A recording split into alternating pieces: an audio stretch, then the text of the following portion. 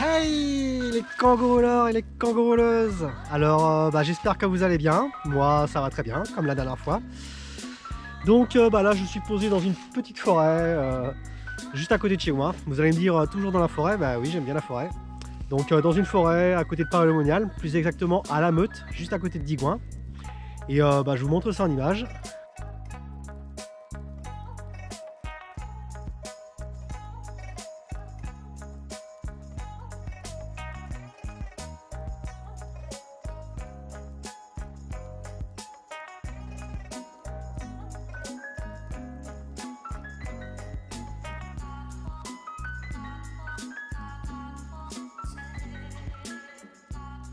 Alors dans cette vidéo, je voulais vous parler chauffage. Comme vous l'avez remarqué, le froid est arrivé. Là, on est le 24 novembre et il fait 5-6 degrés à 11 h.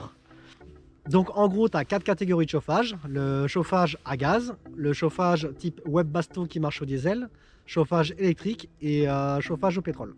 Alors comme vous le savez, je ne vis pas à l'année dans mon Kangoo. Donc ça sert à rien d'investir dans une super isolation ou un super chauffage. Mais par contre, c'est vrai que je ferais des plus grandes sorties l'hiver et j'aurais beaucoup plus grand. Mon choix ce serait porté sur un Webasto, les chauffages qui marchent au diesel. Alors moi j'utilise deux modes de chauffage. Quand je suis sur un spot ou qu'il y a de l'électricité, j'utilise le chauffage électrique. C'est super, il n'y a pas à s'en occuper, il n'y a pas de danger, ça ne fait pas de condensation. Alors le deuxième système de chauffage que j'utilise, celui que j'utilise le plus, c'est le chauffage à gaz. En fait, je pose ce système sur ma gazinière. C'est un diffuseur de chaleur.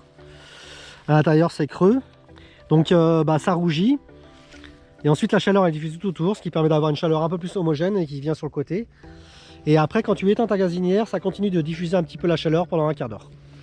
Alors, pourquoi c'est dangereux? Parce qu'en fait, je pose ça sur ma gazinière. La flamme, elle brûle de l'oxygène. Et l'oxygène, petit à petit, elle est remplacée par du monoxyde de carbone. Le monoxyde de carbone, on n'arrive pas à le sentir. Donc dans un petit espace comme ça va très vite. Et du coup, ça commence par un léger mal de crâne, tu t'endors et le lendemain, tu te réveilles pas. Donc attention à ce mode de chauffage. Donc c'est tout con, on allume le gaz, on pose ça dessus. Donc ça va rougir très vite. Et ensuite quand ça va être bien chaud, la chaleur elle va être diffusée sur le côté. Déjà là on commence bien à la sentir. Et ce qui permet d'avoir une chaleur un peu plus homogène dans le Kangoo. Alors là, j'ai fait exprès de mettre le gaz un peu plus fort pour vous faire la démo, pour que ça aille un peu plus vite. Donc en moins de 5 minutes, on voit bien que c'est bien rouge. Donc maintenant, je vais mettre au plus bas. Alors pendant que ça chauffe, je vais vous parler de la sécurité. Alors je vais commencer par le détecteur de monoxyde de carbone qui est hyper important, surtout quand on utilise ce mode de chauffage. Alors je l'ai payé 10 € à Action. Je vais vous faire le test son. Alors vous allez voir, ça c'est hyper puissant. La nuit, obligé que ça te réveille. J'ai installé également un petit extincteur à côté de la gazinière à portée de main, on ne sait jamais. Donc deuxième point de sécurité, c'est l'aération. Quand tu utilises ce mode de chauffage, c'est hyper important d'avoir une ventilation. Et en plus, le gaz a tendance à faire pas mal de condensation. Donc très important de renouveler l'air. Alors un autre point négatif sur ce type de chauffage à gaz, en fait, c'est que ça crée pas mal d'humidité, de condensation. Et si ton véhicule est très mal isolé, tu risques de te retrouver très rapidement avec pas mal de condensation, surtout sur les parties métalliques. Alors au niveau des relevés des températures, ça fait à peu près un quart d'heure qu'on chauffe. Là on est à peu près à 16,7 degrés en hauteur.